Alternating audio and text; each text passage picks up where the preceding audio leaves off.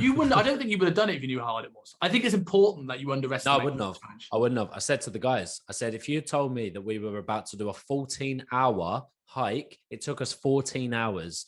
If you had told me that I was about to take my team through a 14-hour hike, I would have told them I would have told them where to go. Like, although it's exciting, obviously it's good fun. If I'd known that, I would have been very hesitant. But we completed it. We done it. And it was great fun. It was very difficult, but it was great fun. There's a prime example of thinking in your mind that something, it might be unachievable, when actually it is. You just need to go and do it. It's amazing what you do when you commit to something as well, right? Like when I was in university, I was very, very, very many vodka sodas deep, like very many. And me and my mate had this idea at about 2 o'clock in the morning that we should walk the length of Wales. You know, we were at university at the time. It's about 182 miles, depending on which map. Anywhere between 177 and 182, depending on who you ask. I say 182 because that makes me feel a bit better. And so we decided to do it. And because we committed it to each other and we said it out loud to people, then we kind of had to do it. So I get to his house and I meet his mum for the first time, staying the night at his before we go away, and we go and get some supplies, like some camping food and pretty much horrible space food, but for camping. And I come out and I've been wearing the big camping, like hiking rucksack all day, so long that I've forgotten I had it on. So the day before I'm set to start my walk of 182 miles over 12 to 14 days, my mate's mum goes, "Could you take the shopping trolley back?" By the way, I have a fear of shopping trolleys ever since this moment.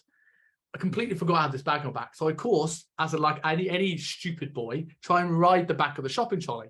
Always goes well until you realize you're counterweighted this way. And I go face plant, cut my knee open, destroy my trousers, completely bleeding. I'm like, now I've got to walk the first 4 days of this with a limp. Yeah. But I couldn't turn back now and say I was injured. Like that couldn't be done. And then I started it. I got halfway and my first mate bailed out on me. So I had to do 2 days on my own whilst I tried to, when I found phone signal, try and find another mate. I got chased by cows. I fell over stiles. I had to jump over multiple horses. But yeah, it's just like you. If I'd known how difficult that was going to be, not as a 19-year-old kid who decided this drunk, if I hadn't committed publicly to people, there was no way I would have done it. And I could have easily got home at the halfway point, but I'd said, and I collected money to say I was going to finish this. So I had to finish this. That's good.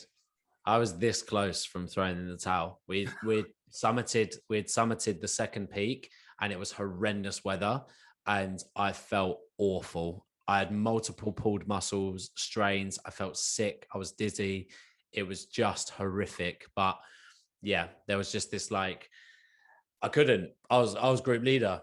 I couldn't give up. How the hell could I be the one that was going to throw in the towel with the team there? So yeah, no, we muscled on. We got it done.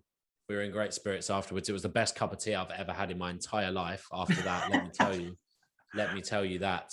I agree with that. I remember my mate who'd done it before me when I did the walk. He was like, "You'll never appreciate pub food like this." And I'm like, "What do you mean? It's fine. I can't afford pub food because I said I did it. Generally, you think you're walking length of Wales, you're at a campsite, you've got stove, you think it's going to be a relatively cheap holiday, right? No public transport, no travel, very cheap accommodation.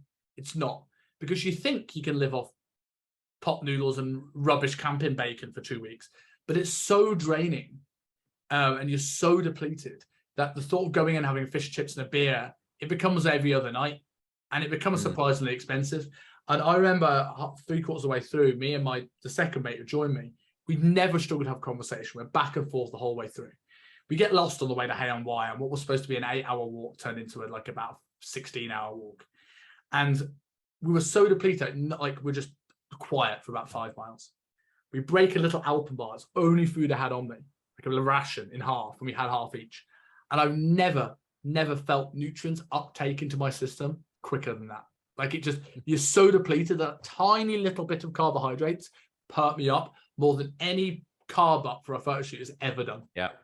That's exactly what I done. When I got to the bottom of that second, I necked a full fat Coke, necked a Lucozade, had a large two coffees.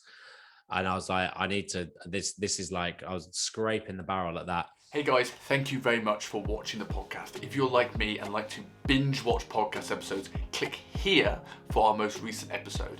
And if you enjoy the show and want to be updated when new videos come live, click here to subscribe to the channel.